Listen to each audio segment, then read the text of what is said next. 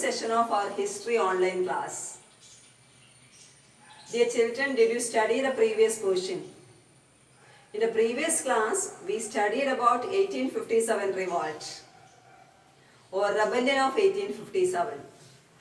We discussed the causes of 1857 revolt. Today, we are learning the cause and results of 1857 revolt. And then I told you to read the textbook, then only you will be getting continuation. And what were the causes of 1857 revolt? You have already learned and read the textbook, I think. And then the British administration in the colonial period, Indians were dissatisfied. Indians were not happy because the local rulers lost their administration or lost their power. And the socio-economical reforms introduced by the British also made problems among the people. And soldiers had also discontent. They were also against the British authorities. And all these factors which led, as what we have discussed in the previous class, which led the outbreak of 1857 revolt. And the rebellion of 1857 revolt was known as First War of Indian Independence. It started in 1857, May 9. And on that day, on May 9, 1857, there were some problems. That was happened in Meerut army camp that already we discussed. And the Meerut army camp, British introduced a new rifle in which cartridges were coated with the fats of pigs and cows. As it was against, the use of these cartridges was against the religious beliefs of both Hindus and Muslims, the soldiers of Meerut army camp refused to use this. And then, against this, British arrested many people. Indian soldiers refused to use this army drill. Many soldiers were arrested by the British. This provoked soldiers. And the very next day, that means May 10, 1857, the soldiers of Meerut army camp marched towards Delhi. There started a rebellion. They marched towards Delhi. They attacked the British administrative offices. They released the prisoners kept by the British in different jails in different parts of Delhi. And they moved against British authorities. That means the rebellion was started in Delhi. This rebellion started in Delhi very fast. It spread in a wide part of India. The soldiers of army camp, Meerut army camp, marched towards Delhi and they met the last ruler or Mughal ruler Bahadur Shah Zafar. They demanded Bahadur Shah Zafar to take the leadership of this rebellion. In the initial period, Bahadur Shah Zafar refused this, but later he was declared as the leader of 1857 revolt. The coming advent of Bahadur Shah Zafar in the 1857 revolt actually inspired and motivated the Indians. Because in different sections of the people, in different categories, peasants, orthodox religious groups, Hindus and Muslims, soldiers and active rulers and kings were all against the British. That's why they all rallied under Bahadur Shah Zafar and other soldiers and marched against or moved against the British authorities. There started a rebellion. The rebellion started in Delhi and spread a wide part of India. There were many leaders who led the movement. Okay, yes, already we have discussed about the Jhansi Rani Lakshmi Bai and Nana Sahib. Nana Sahib and Jhansi Rani Lakshmi Bai both lost their power. They led the leadership or they led the movement in Kanpur and as well as in Jhansi. Like that way, the rulers of different parts of India were against the British. They led the movement, or they led the revolt against the British in different parts. Okay, and it spread in a wide part of India, and different sections of the people were rallied under these leaders. Peasants were against. Okay, peasants were against the British. They also marched towards the different areas and moved against the British. Okay, and the people, educated philosopher, educated people also were against the British. They also, those who were the British officers, they resigned the job and they rallied, or they joined in this 1857 revolt. That means India had witnessed a sudden and a very strong movement against the British, first of all in the history of India. That's why this war was known as First War of Indian Independence.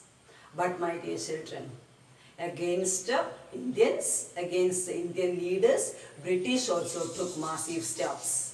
With their efficient army, they introduced, or they fought against Indians. Okay, they introduced lots of policies, and they demanded the Indians to withdraw, to stop or suspend this movement. Anyhow, the British ruler, the king of British, also helped, also promised their help with their efficient army, and then they spent a large amount of money. They clearly suppressed the movement. Initial period, Indians had victory. Indians had captured Delhi and many other areas, but all these areas captured by the Indians were recaptured by the British later. That means, and then initial period, Indians got certain victories against the British, but later all these were suppressed and fully attacked or captured by the British. That means the first war of Indian independence was suppressed one way or other way, suppressed by the British. But, dear children, it was a victory. Because as far as Indians were concerned, or Indian historians were concerned, the first war of Indian independence or 1857 revolt was a victory. Because after that, this movement forced the British to make certain changes in the administration.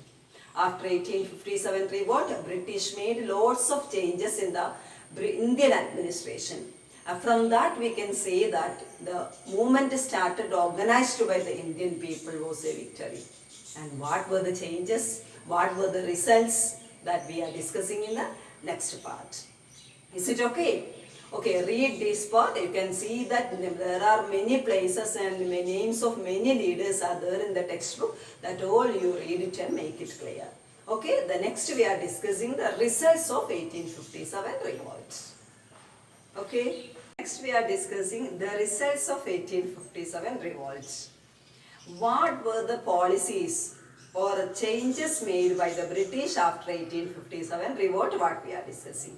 That means results of 1857 revolt. 1857 revolt was a victory as far as Indians are concerned.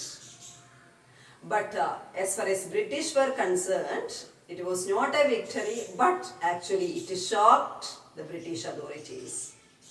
That is why they were forced to make certain changes in the administrative pattern of Britain or administrative pattern of India. The foremost important change made by the British after 1857 revolt was the administrative change. That means after 1857 revolt, in 1858, very next year, British passed an act. Act of 1858 transferred the administration of English East India Company to the British Crown. That means the administration of India was controlled by English East India Company earlier. That already we discussed. In 1600, a trading company, English East India Company, was formed in India. From 1600 to 1857, English East India Company was the authority who controlled, one way or other way controlled the administration of India. This was changed. the administration of India fully transferred directly to the hands of British Crown. Okay, and for easier administration, British Crown or British King of Britain formed an organization, that means a council, India Council. And Secretary of State, a particular officer, Secretary of State was also appointed.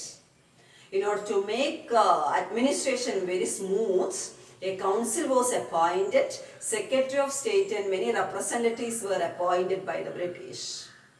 And besides that, the Governor General were given the title Viceroy. Viceroy is the direct representative of British Crown. That means Governor General were termed as Viceroy, an India Council was set up, Secretary of State was appointed, and then administration of English East India Company transferred to the British Crown. That was the most important change. That means administrative setup of British India was changed. British Crown directly interfered or directly administered the country. That is the one important one. The second is that, second important change, British declared that the region of provinces of Indian rulers and kings would never be annexed, would not annexed in future. That means, as we have discussed that a doctrine of lapse or subsidiary alliance, by introducing these policies, British annexed to many areas. Okay, that was the reason behind 1857 revolt, one way or other way. But later, after 1857 revolt, they declared that the ruler or areas of regions of Indian rulers and kings would never be annexed. And the Indians give the authority or freedom to rule their area. Another third important point is the condition of army, soldiers. Okay, army was remixed or changed. The proportion of Indian soldiers were reduced.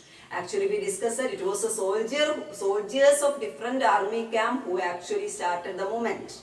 1857 revolt. That's why after 1857 revolt, they reduced the number of Indian soldiers and increased the number of British or European soldiers. More European soldiers were appointed, but number of Indian soldiers were reduced. That is another important change. Okay, and besides that, they thought that the Muslims were the reason, were responsible for this rebellion. That's why they captured the land and areas of kingdoms of the Muslim rulers. There they started a policy of divide and rule. In one side they favored some sections, but another side they believed that they were against the other religious groups. The land and property of different Muslim rulers were confiscated by the British. Okay, and Indians were allowed to follow their own religious beliefs and customs and traditions. British declared that the British would not take any interfere or any matters in the field of religious activities or religious beliefs of Indians. That means what? They took many changes in India after 1857 revolt. And then they gradually involved in the British administration, Indian administration, which created, they appointed many leaders directly, which created lots of problems in India later. What happened, or how did Indians affect or Indians react against these changes? And what was the other important movement? That means only after 1857 revolt we studied. Then from 1857 revolt to 1947, that means history of Indian freedom movement, that we will be discussing in another chapter. Okay, now we study the first era of British administration. The next chapter we are discussing the Indian national freedom movement from 1857 to 1947. Okay, this chapter is very simple chapter, my dear children. The courses, the leaders, about leaders and places, you just read your textbook and make it clear.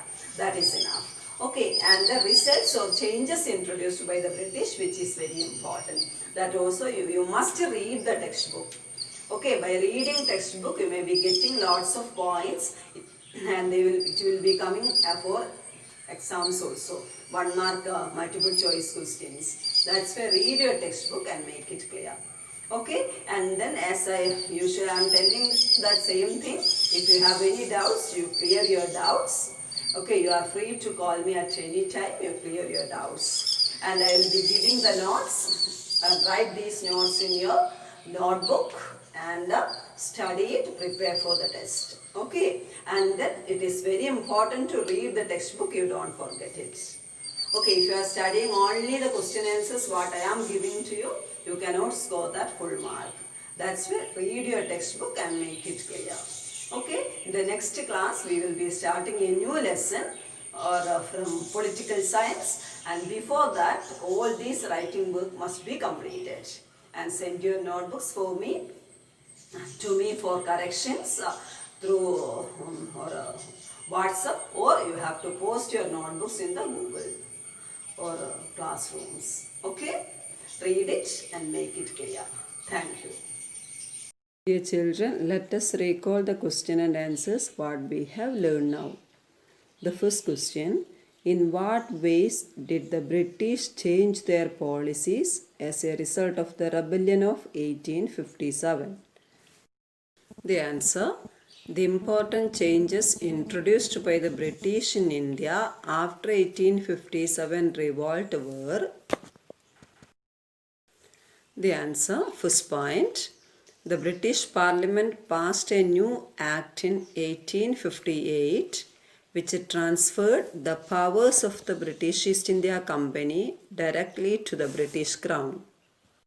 Second point, the Secretary of State, the member of the British Cabinet, was appointed for India's administration. Besides, he was given a council to advise him called India Council. India Council was also appointed by the British to help Secretary of State in Indian administration. Okay. Third point, the Governor General of India was given the title Viceroy. Viceroy means the direct representative of the British Crown.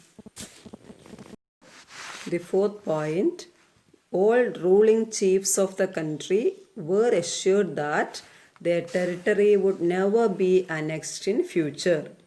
That means the ruling chiefs and kings were allowed to pass on their kingdoms to their heirs, including adopted son.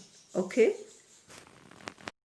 The next point, it was decided that the proportion of Indian soldiers in the army would be reduced and the number of European soldiers would be increased. That means British decided to increase the representation of European soldiers in the army but than the Indian soldiers. Okay. Sixth point, the land and property of the Muslims were confiscated and they were treated with suspicion and hostility. That means British believed that Muslims were responsible for the 1857 revolt. That's why their land and property were captured by the British after that 1857 revolt. Okay. Seventh point, the British decided to respect the customary religious and social practices of the people in India. Okay, the British decided to respect the customary religious and social practices of the people in India. Okay. The last point, policies were made to protect landlords and zamindars and give them security of rights over their lands. Okay, my dear children, study these question and answers very in detail, clearly, and read your textbook and notes and prepare for the exam. Thank you.